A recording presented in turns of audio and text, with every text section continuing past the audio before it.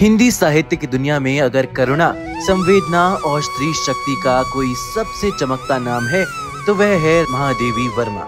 उन्हें साहित्य जगत आधुनिक मीरा कहता है।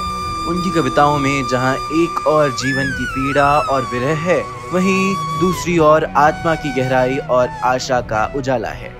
1907 में उत्तर प्रदेश के फारुखाबाद में जन्मी महादेवी वर्मा बचपन से ही संवेदनशील और रचनात्मक रही।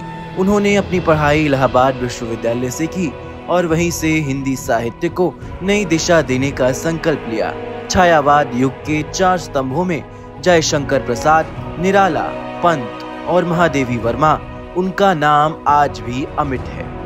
उनकी काव्य रचनाएं नीरजा, रश्मि, संध्या गीत, दीपशिखा और यामा हिंदी साहित्य की धरोहर है।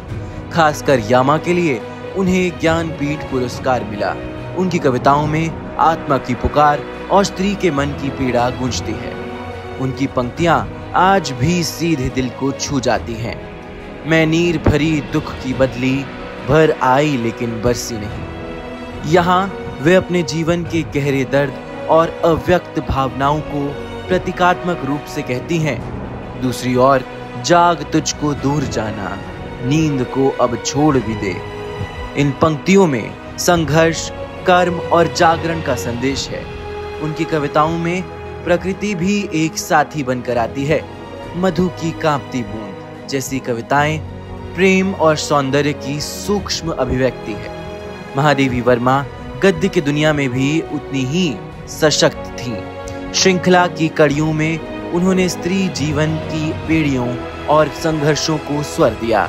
पंथ के साथी में उन्होंने अपने जीवन में आए पशु पक्षियों को आत्मीयता से चित्रित किया।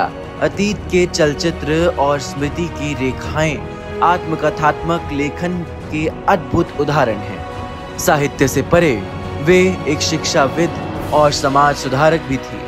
उन्होंने प्रयाग महिला विद्यापीठ की स्थापना की और महिलाओं की शिक्षा को आगे बढ़ाया। उनका मानना था कि बिना शिक्षा के महिला सशक्तिकरण संभव नहीं। अपने असाधारण योगदान के लिए महादेवी वर्मा को पद्म भूषण, साहित्य अकादमी पुरस्कार और ज्ञानपीठ पुरस्कार से सम्मानित किया गया।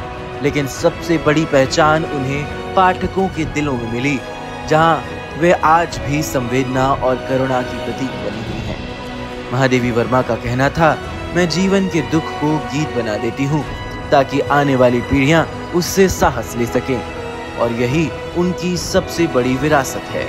वे सिर्फ कवित्री नहीं बल्कि हिंदी साहित्य की आत्मा हैं और रहेंगी। Bureau report, PPM times.